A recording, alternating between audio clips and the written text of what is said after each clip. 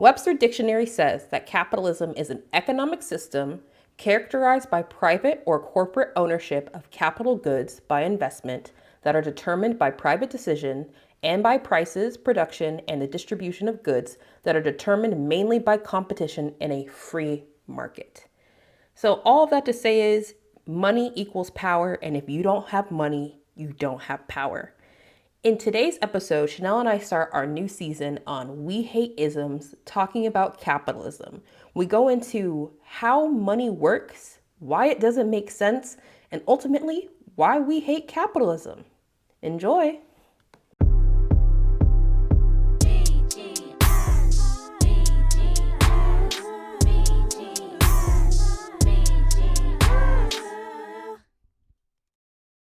Hi! Hello, Cinti.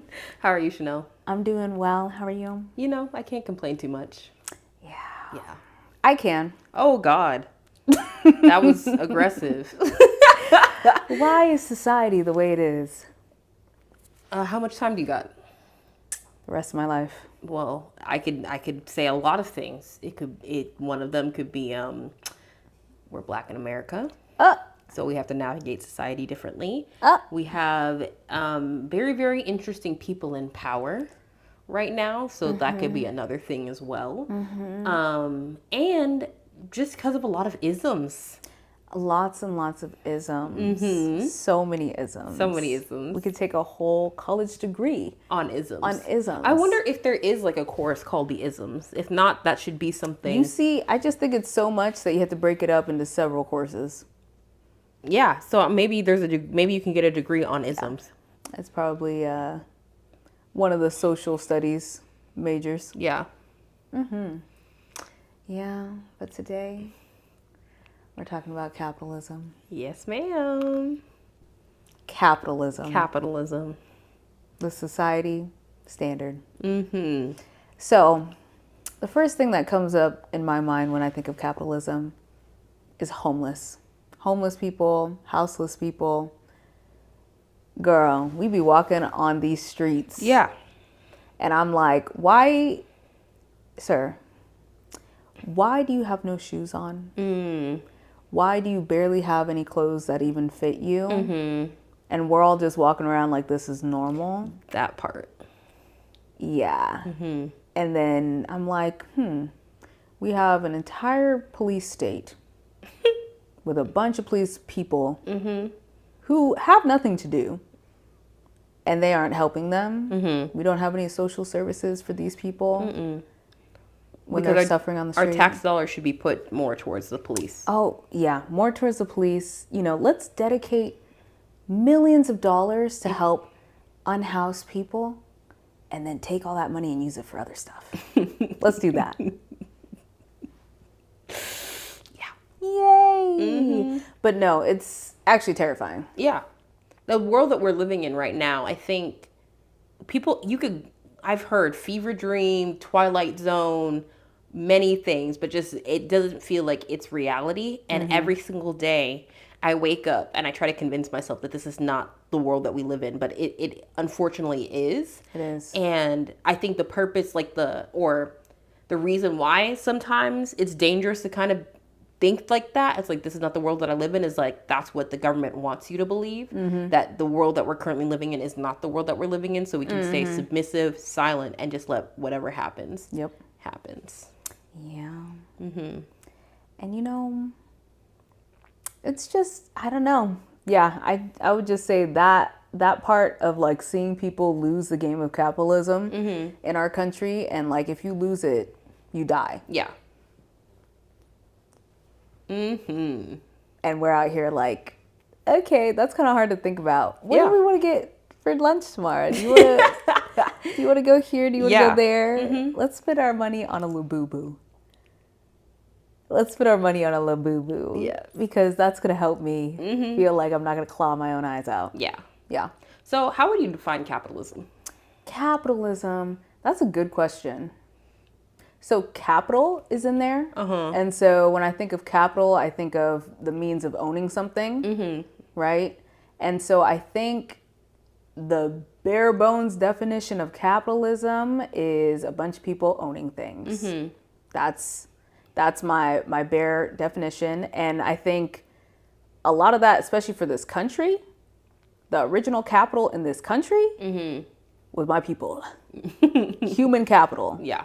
That's where the American Yes. economy came from. That's what America is built off of. Yes. But my understanding of capitalism is kind of what you said, but kind of like to expand on that point, having more capital means you have more power. Yeah. So the more capital you have, the more power that you have. And Yes. the issue is a lot of, when it comes to capitalism, when you're talking about the United States, it's like, let's just say, in general sense, it's 5 people who have all the power, who are monopolizing all that power. Yep. And the trickle down effect, meaning that anybody else that's not those 5 people will never have the capacity to reach that state of capital or Yep. have that amount of power, meaning that there will always be a group that will forever remain impoverished, and always will be a group that will forever remain, I guess, as the high elites or high tier or whatever.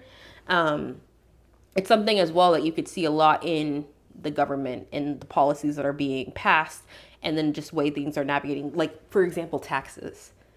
With this new administration, the more money you make, the less you get taxed. Yeah, the fact that Warren Buffett was like, I pay less taxes than my secretary. Yeah. Yeah. One of the richest people in the world, and you pay less taxes. Then your secretary.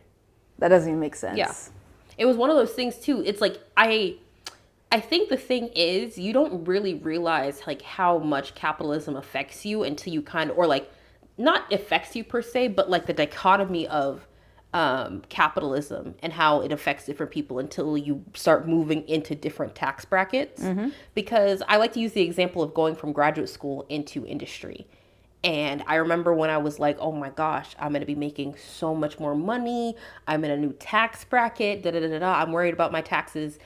Coming to find out that I was taxed significantly less than my graduate student counterparts. Ooh. And it's so crazy how that dichotomy is, because it's one thing to just talk about it and like talk around the topic, right? Yeah. Like we can pull data and whatever, but it's crazy to actually see it and deal with it with your own eyes, because it's like, oh, this is somebody's every single day. Like Warren Buffett, for example, that's his every day. He continues to pad his pockets over and over and over while his secretary is struggling to meet ends meet. And you see, last time I did taxes, I was like, oh, I'm going to owe some money. Wait, I heard if you have an HSA that you can put money in there and it reduces I put money in there. Luckily, I had some money to put in there. What do you do if you don't have money to put in there? You pay your taxes. Yeah. I put money into my HSA to save for my own retirement, to save for medical procedure, whatever. The government gave me money back. Yeah. You know, I think a great conversation to also have with the conversation of capitalism is a conversation on education. Yeah. Because they kind of go hand in hand. It might not be as like direct or forefront, but the people who typically end up doing better when it comes to capitalism are the ones that end up being the most educated. And not even necessarily in the sense of like, I mean, it is also more schooling, but also street smarts. Because it's like, we have similar education, but I had no idea that if you had an HSA, right? Yep. You could be saving money, because HSA, I think technically it falls with different health plans. There's like HMO and PPO, and PPO is typically seen to be like the better one because you have like smaller deductibles and access to like a wider range of doctors, and you have a wider range of doctors outside of your network. But if you have a PPO plan, you can't do an HSA. No, you can. You can't? Yeah. It's all about your deductible.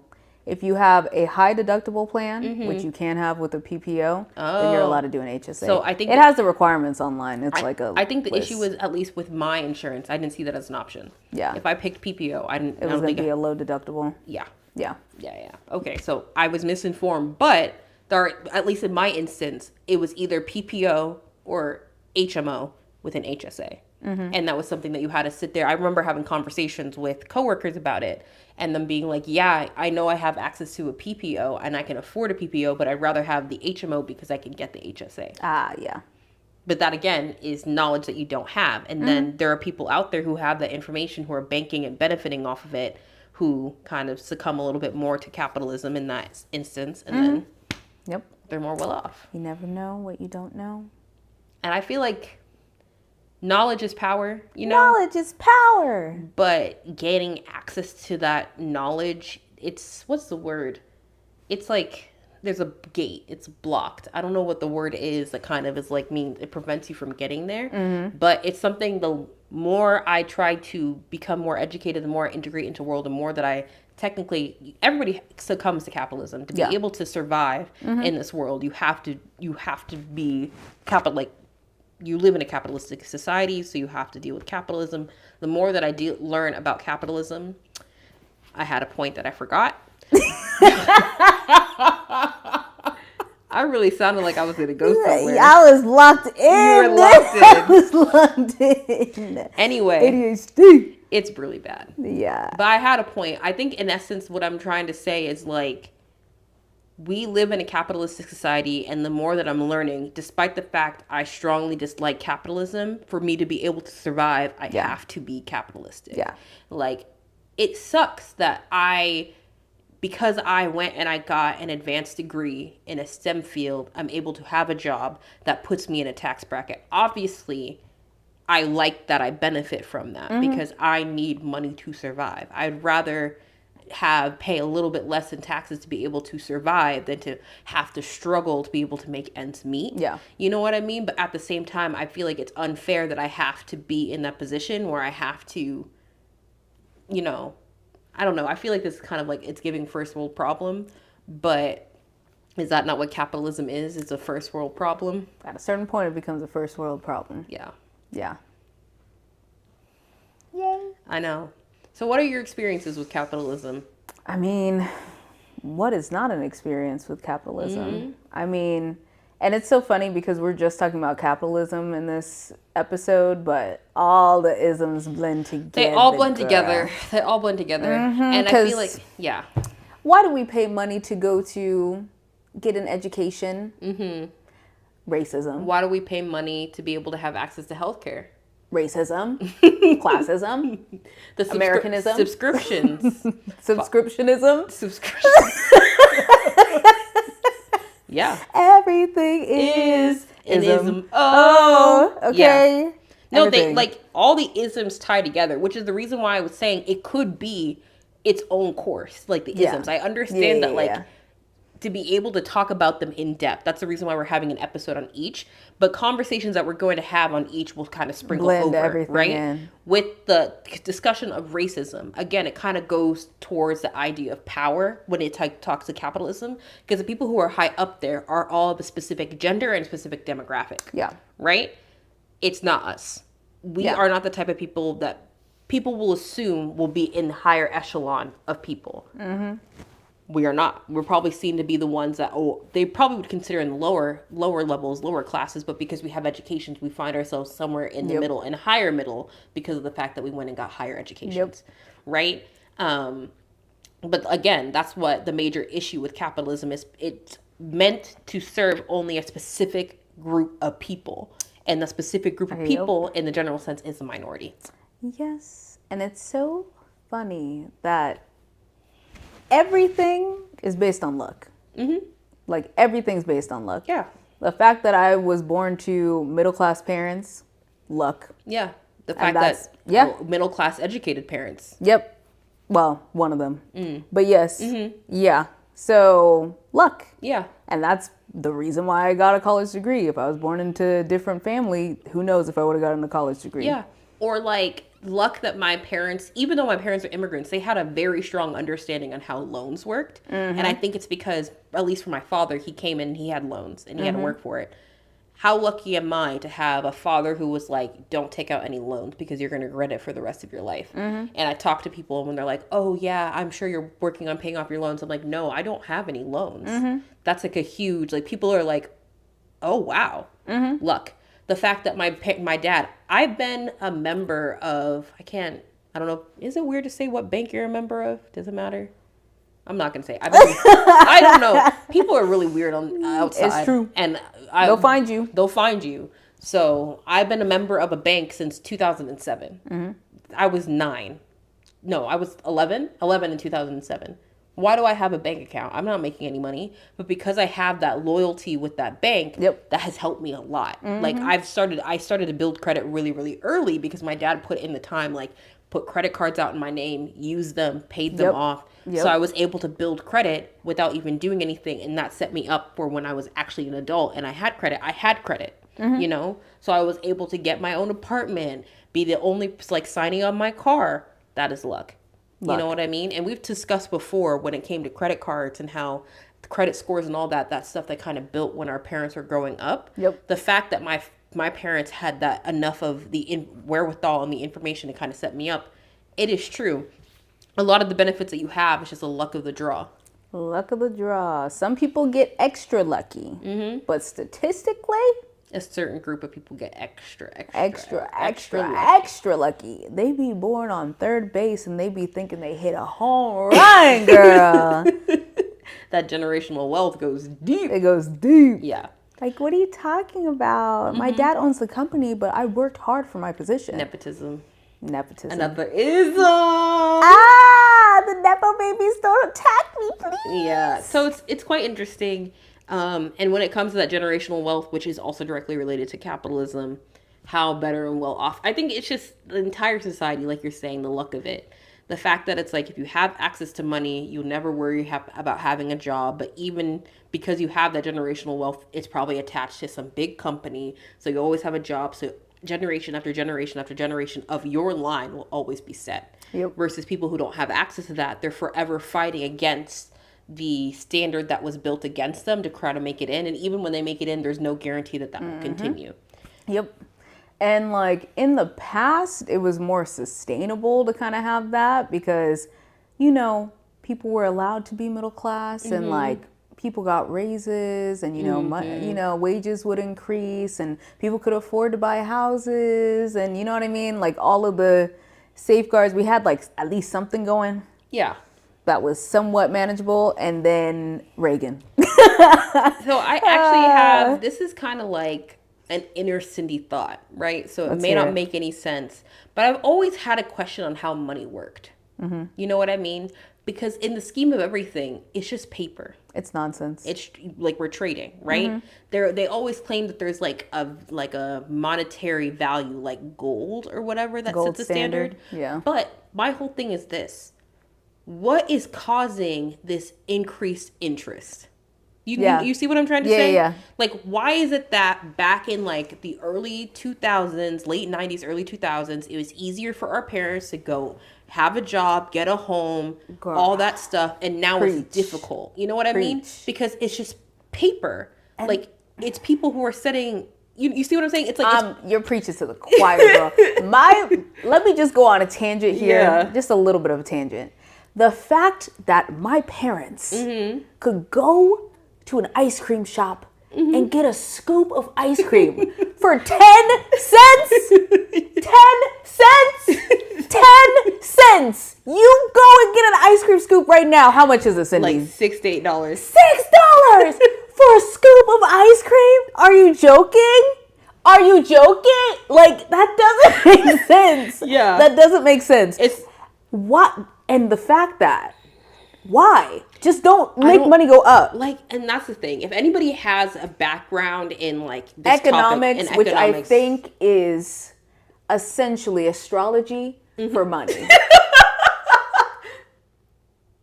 It is, because you have to be, the fact that the federal government's like, I crunched the numbers and not enough people are employed, so let's raise interest rate.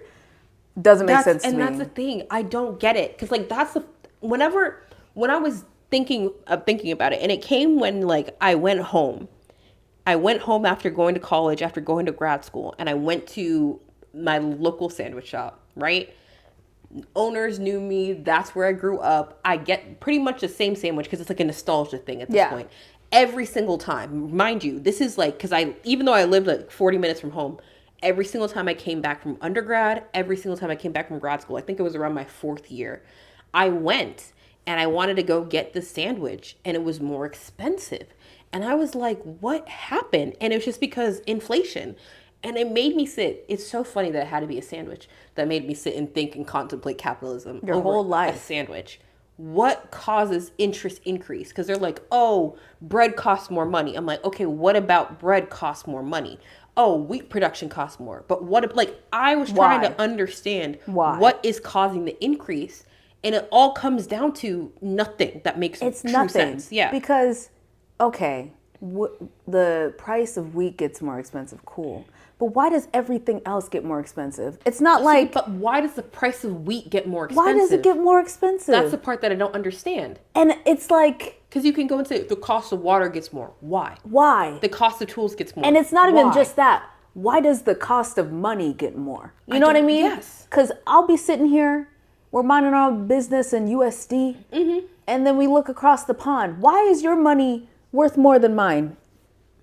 Yes. Also, counter that. Why is it that now in the year of 2025, your money costs more than mine when 15 years ago? Yeah, mine was more than yours.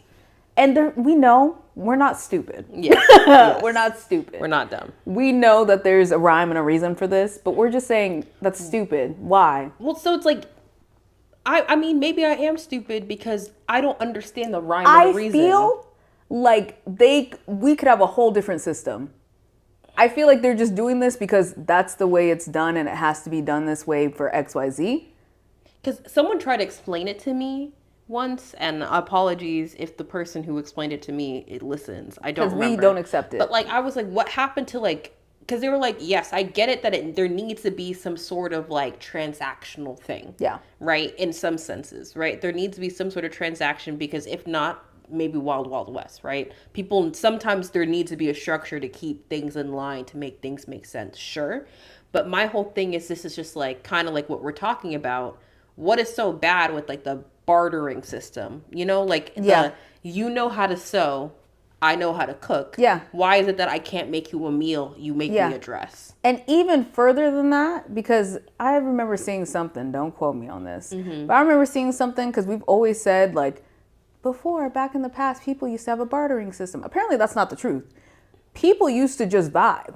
Really? We used to vibe. Like, especially if you think about, like, the Native Americans. They didn't even have the concept of ownership. You didn't own land. Everybody had land because it's the earth. Yeah. Why do we're even getting deeper. I'm having tangents right now. Yeah. Why do we even have borders for countries?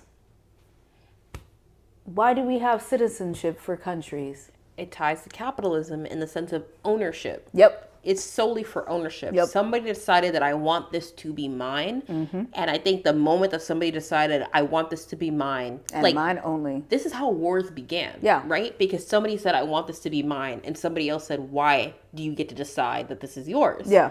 And I think that's the reason why we need to have this sort of structure. Because then at that point, somebody, like, I think the issue is that there will never be a full amount of unity amongst like general communities, right? Yeah. The Native Americans have a sense of community. They have a sense of understanding, and that's the reason why it worked. But for everybody else, And by everybody there else, will never be a point where every other person will be in the same level of understanding. We had an entire group of people that were like, you know what? F you hoes. There will always be at least one person that will be F you hoes. And that's the reason why we need to have the system. Which, again, like we said, we understand. We understand. The part that I'm not understanding is why is there a change? Like, I don't get how, like, I'll be listening to stuff where they're like, yeah, back in 1960 it cost $1,000, which in today's money everything costs nothing. But at the same time, though, why is it just like $1,000, but in today's money that's like $15,000? Just keep it the same. Just keep it. I bet you could keep the same. I bet you can keep it the same, and we just don't because that's the way people do it. It's to police people to make sure that the upper stay upper, and the people who are lower stay lower, which again is capitalism. That's the whole thing. Because something ain't clean in the buttermilk. And I say this all the time. I believe that a lot of the reasons why we have a lot of these problems is because a lot of the higher ups don't want to talk about what's going on, because I'm sure if they did, people will realize that things don't make sense. Nothing makes sense. Yeah. And you see, a note on that, for the longest time, I used to think with the Palestine-Iranian conflict, everybody... Israeli? Yeah. Excuse me. It's late. It's late, low key. Thank you. Yeah, of course. So Israel and Palestine conflict. People used to say for the longest time, it's so difficult to understand. There's no way you can understand it. It doesn't make sense. It's so complicated. It's the simplest thing in the world. It's colonialism, the sequel. Part 50,000. Part 50,000, 1100. Yeah. So I feel like a lot of people like to complicate things to make them seem like they're so out of depth that you can't understand unless you're a PhD or something crazy. Because they want people to not care, to not invest the time. Again, there is power in knowledge. Knowledge is power. Knowledge is power. If you keep the general public dumb, right? Or if you keep a majority of your general public dumb, you can get away with things that are common sense, but you explain it in a sense that makes it seem like it's so like that, or like, what is the word? So like knowledge dense, that nobody will understand it when it's like, it's literally the sky is blue. 1 + 1 = 2. Yeah. Simple. Something simple. Yes. And the fact that the president can just start tariffs, which have been proven to make the economy worse. We're just going to do tariffs now. And so we're just going to make our economy worse just to vibe. And we have no checks or balances. The thing is, though, extremely wealthy are not affected. That's the whole thing. It's another power play. They are affected, but in a positive way. Well, but yeah, you're right. But it's a power play, right? Yeah. Again, it's to make sure I'm saying the same thing over and over and over. Over and over. It's kind of like all of these things are connected and all the same thing. Yes. Every single decision, at least my general understanding of economics is every single decision with respect to money is done, at least currently, in a manner to ensure that a certain group of people maintain the power and hold that they have, and then everybody else doesn't. Do you remember that whole scandal with, what was it, the PPP grants or something like that? PPP loans, yeah. PPP loans. Crazy. The bailouts for the banks. Wonderful. Yeah. Like, people can lose their homes, but a bank can't go under. And I'm sure you've heard rumors we've talked heavily about how we're focusing on building our retirement. I'm sure you heard rumors that by the time we retire, that Social Security will be out of money. It's going to be gone. Boom goes the dynamite. Yeah. But we're paying into it. Yeah. Every paycheck. Yes. That's also something, like, this is also another weird concept to me that kind of goes to how imaginary money is. For the longest time, because of how I watch TV shows, I thought every single person has like Cindy Norum with this bank has this amount of money. So in a vault somewhere, it says my name, kind of like Hogwarts, you know? Yeah. How you use like your names to it. So there's a bunch of stuff in there. I thought that's how it was. If you go to the bank and you have $50,000 in there and you ask for that money that same day, they're not going to give it to you. Exactly. They're not going to give it to you. And that's again how crazy, like, it's Monopoly. We're playing life and we're playing Monopoly. It's all imaginary. We're playing Monopoly, bro. And that's the thing that blows me. And then also it made me question, how does one rob a bank then? You see, they do have money there. Right. But it's just the money. But here's the thing. So if I go and I ask for $50,000, right? Yeah. And you tell me, oh, I don't have it right now. If a bank gets robbed, am I actually affected? You see what I'm trying to say? You see what really kills me? Yes. Is that, you know, like in the 30s with the Great Depression? Yeah. Those people had money. They actually had money. They had money in the bank. Yes. And the bank was like, we can't give anyone any money and we're going under. And that's the thing, though, because that's another point that I want to make. Because if you have money in the bank, because I feel like the way that banks work is they take your money and they move it around and use it for stuff, right? Yeah, they invest it. Yes. So that's the reason why, like, banks can go bankrupt and you lose your money because people are playing with your money. It is Monopoly. And you know what's worse? What? Monopoly is like the worst game ever. No one even likes Monopoly, bro. It makes you so angry. But the only way someone wins is if one person gets everything and you're mad at them. Or everybody quits and throws the board up. Is that not what the real world is like? That's what the real world is like. Again, economy majors. I would honestly... We need you in the chat. Email. No, literally, email me. I will get on a Zoom. And if you can explain it to us in a way that makes sense, we will appreciate that. In the way that makes sense. Because to me, none of it makes any sense to me. It's giving astrology. Like, astrology... Sometimes it's right. Yes. But also, sometimes it's not. Yes. And it's kind of random. Mm-hmm. But it's kind of based in a little bit of, okay, that sounds right. That maybe. But then if you really look at it, you're like, That's how I feel about money. You enjoy it because it's fun. Like, oh my goodness, what is it? What is it? Stocks and everything? Yeah. What is it called? Is it liquid when it's like you don't have access to it? Mm-hmm. So it's like, not liquid, yeah. Not liquid. So you're telling me, again, I'm playing with money. Girl. I can make millions of dollars in the stock market, be up a million, and then tomorrow be zero. You know what really gets me? What? One, the fact that you have to pay attention when you're buying stocks. Yeah. Because if you buy some stocks and you sell them, they'll charge you money. Huh? Yeah. Certain stocks, if you buy into them, you have to pay money. Certain stocks, if you sell them. He's just scared me. Hello, baby. If you sell them. Yeah. Especially... Sometimes it's like after a certain period of time, they'll charge you money. So like, be careful. But also what really cracks me up is that rich people never use money. They literally just get things, get loans, and then get more loans because they have loans. But don't they have to pay those back? No. How come? It's literally so it will be like stocks in their company or they'll get... Like, for example, let's say it's just stock in their company. You own the company. You have stock in your own company. Oh. This is my net worth. I have $25 million. Yeah. I'm super rich. Hey, bank, give me a loan. I have $25 million in stocks. They'll give them a $25 million loan because they have stocks in the bank. So they get free money. And then they don't even have to pay that back because you can leverage that to get more money. And so it's just like they keep getting loans from banks and like it doesn't matter because they're so rich. So it doesn't matter.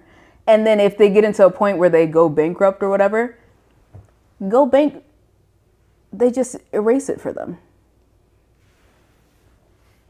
And obviously, I'm not an economics major, so I might be explaining that wrong, but that's what they do. So like whenever you see these rich people, they're never using their own money. They're using the bank's money. That's crazy. Which is not even the bank's money, so. The more we talk about it, the more I'm like, none of this is real. None of it's real. We're all playing an imaginary game. Yeah. But it's so funny because for you and me, money's real. Money is real. If you're not up there, money's real. Yeah. And dead serious. Yeah. Yeah. Again, until you reach like that period of like financial freedom. Yeah. Where it doesn't matter. It doesn't matter. And that's again, when you kind of reach that point, that's where I'm also like you're saying, that's when it's not real. It's not real. Because you're just kind of throwing things at the wall. No. Because you don't touch, like, it's all virtual. I feel like people would be spending money differently if you had, like, if I had $50,000 in cash and I was watching that drop go up and down, up and down. You had to go buy a car.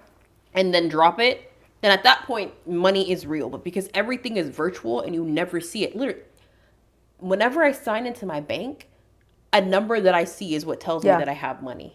And then it's funny because if you were to be one of those people that pulls out all of your money and keeps it in your mattress, you're stupid. Mm-hmm. You know what I mean? Because you could have it in a high yield savings account and you could make more money. Which is so interesting. Imaginary money. Because, so you're telling me because I put it in an account, the bank is just going to give me money? They give you money. But why? Because they're making so much money off of your money.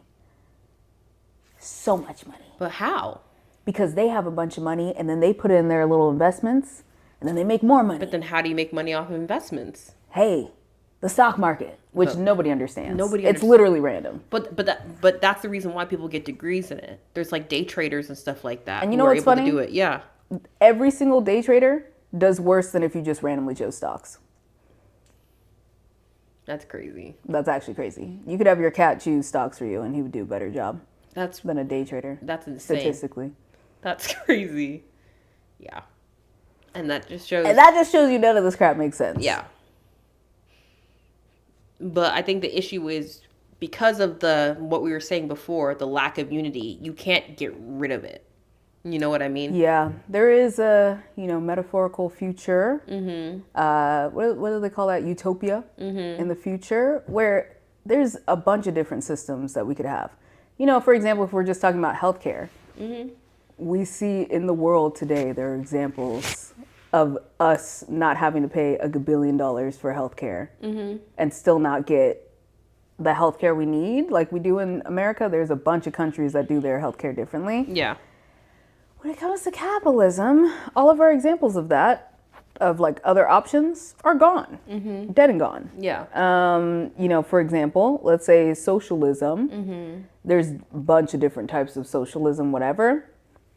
There's communism, a bunch of different types of that. And every example we had of that have been squashed. Right. Some of them rightfully so, some of them not rightfully so.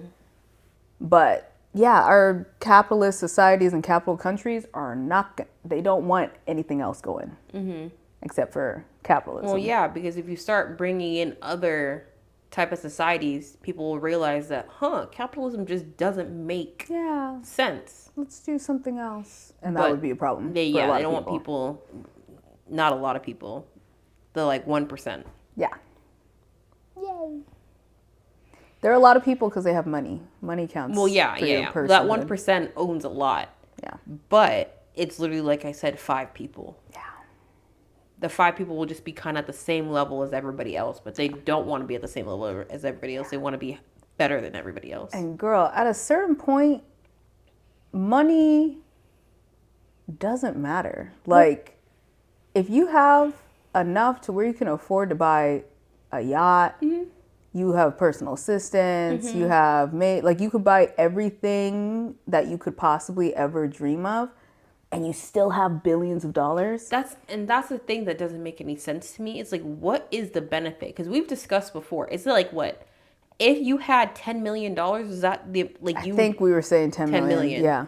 If you had $10 million, you wouldn't be fine for the rest of your life. Yeah, you literally don't have to work again. Right. So then we have billionaires, multi-billionaires. They already own houses. They already have a company that makes them more money. I don't understand what the reason is behind for them. Like, why do you want to keep going? Yeah, because I'm also just like, would you really miss $1 billion?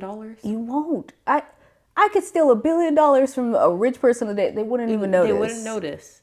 And so that's why I'm just like, I don't know. Like, you could, like, $1 billion. You know how many people could survive off of $1 billion? Oh my God. $1 billion. $1 billion. And that's just one rich person. Yeah. But then I'm sure when we get to up there, they probably point at each other and be like, oh, they can give their $1 billion. Yeah, not me. I want $1 billion. Have him give his $1 billion to me. Actually, I think after this podcast, I'm going to go look up all the people who make the like richest people in the world. And I'm going to see pulled together. We're going to just pull them together, add everything, and then just kind of see like, if we divided it equally amongst everybody, like how much money that is. And then we'll take a percentage off of it. How many people are in America? In America? Oh, I don't know. 300 million? Maybe. I have no idea. 400 million? That's less than $1 billion. But no, I'm talking about, so I'm saying the whole world. Because the whole world, we're talking 7 about billion people? Homelessness, people who are impoverished. Easy. You see what I mean? Easy. You see what I mean? Easy. We have such, it's again, I mean, under exaggerating or over exaggerating and saying like 5 people. But like if you take the richest people in the world, add all of their money together and split Leave them with $1 million each. Literally. Well, not $1 million, but like, they could still be up everything there. Else, they could have $1 million each. Because some of them are in like the $50 billion. They could still be up there in the $20-30 billion. And I'm sure that would solve a lot of the poverty issues. You see, back in the day, apparently, again, don't quote me on this. I'm pulling things from the reservoir of my brain. Right. But we used to have like a wealth tax, like 100% wealth tax. So like you can make money up to a certain point, then you have to give all your money to the government. Oh. See, but here's the thing. I don't think I like that because... I love that. To the government, though? Yes. And the government, not the government we had today, the government back then would actually use that for social services. See, so that's what we need. That's the issue because I'm thinking about the government we have today. That's war. Yeah. But let's go ahead and because we could solve all of our problems, homelessness, healthcare, even if we just got these billionaires to pay just their fair share in taxes. Everybody in America could be accounted for and be good to go. Yeah. And we wouldn't have to deal with random diseases popping up and spreading out of control.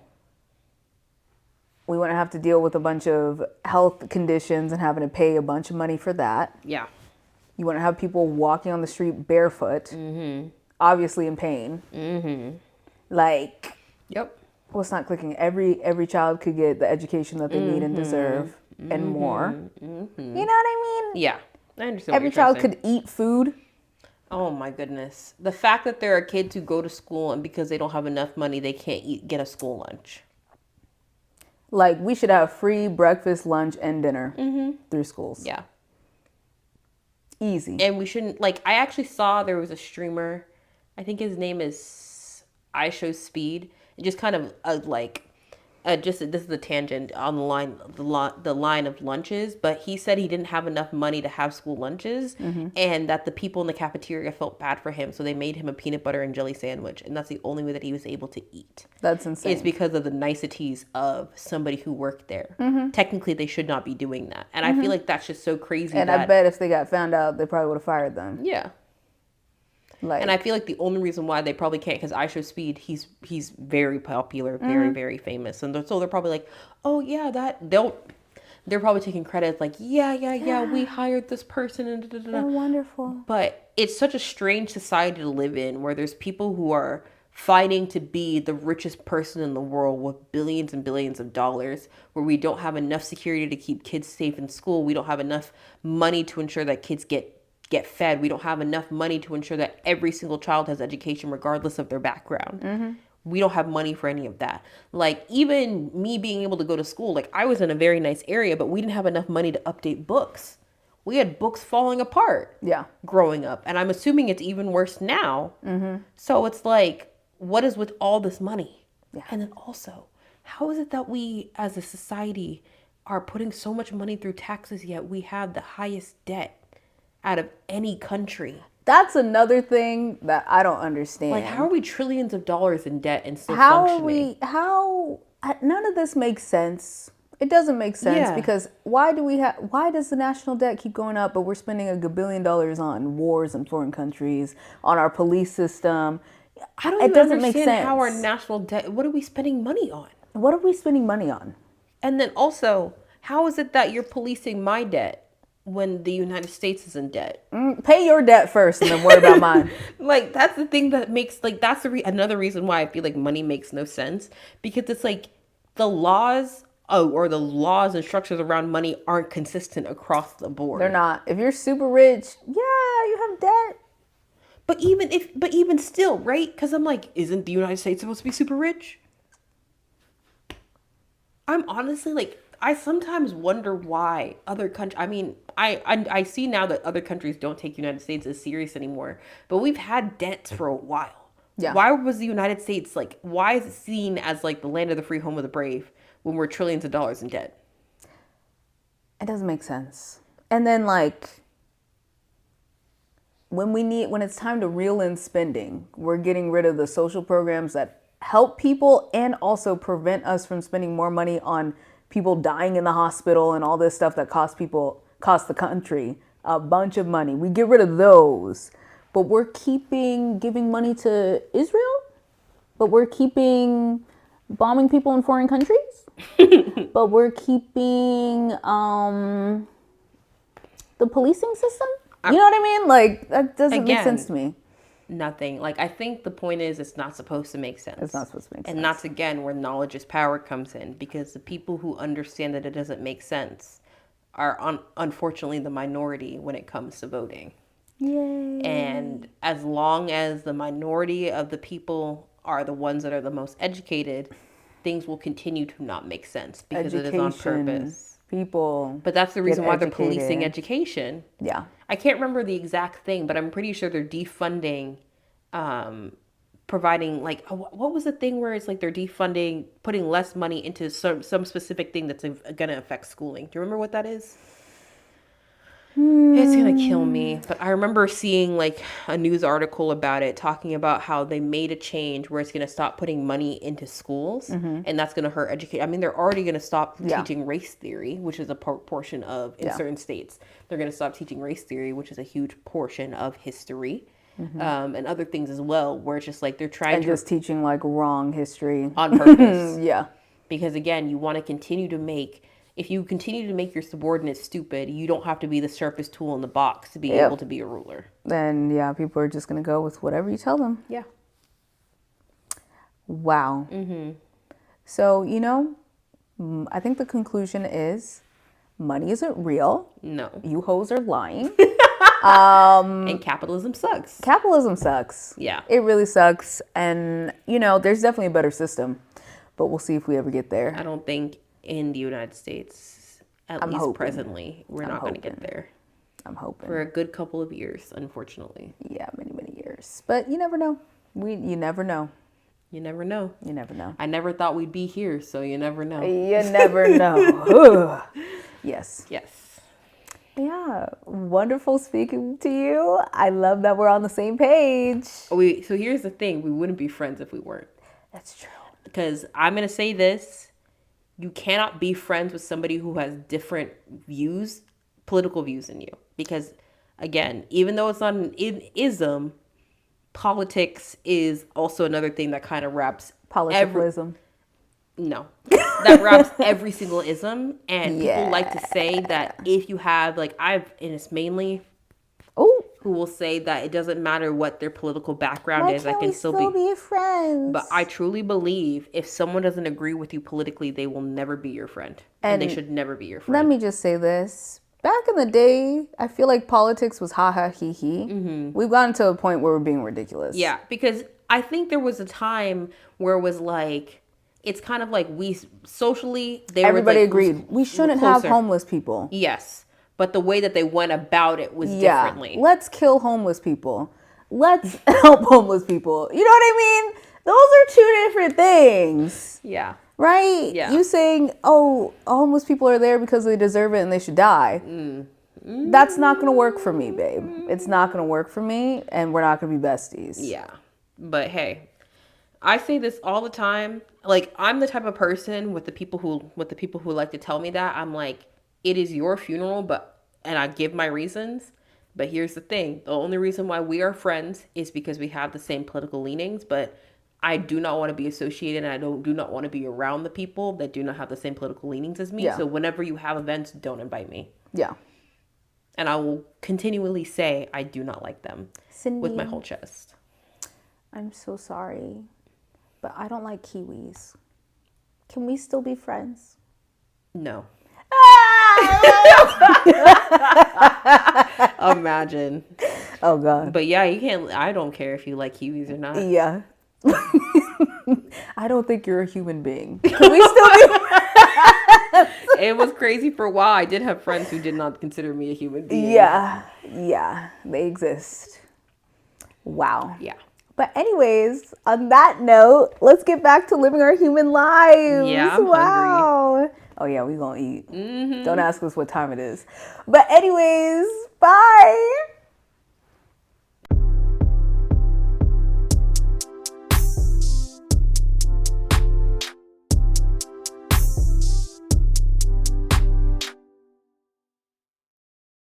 Is someone knocking on my door? Hello? Open the door. Open the door. I'm filming a podcast right now. Goodbye. Bye. You want to say hi to the podcast? No, thank you. Okay, bye.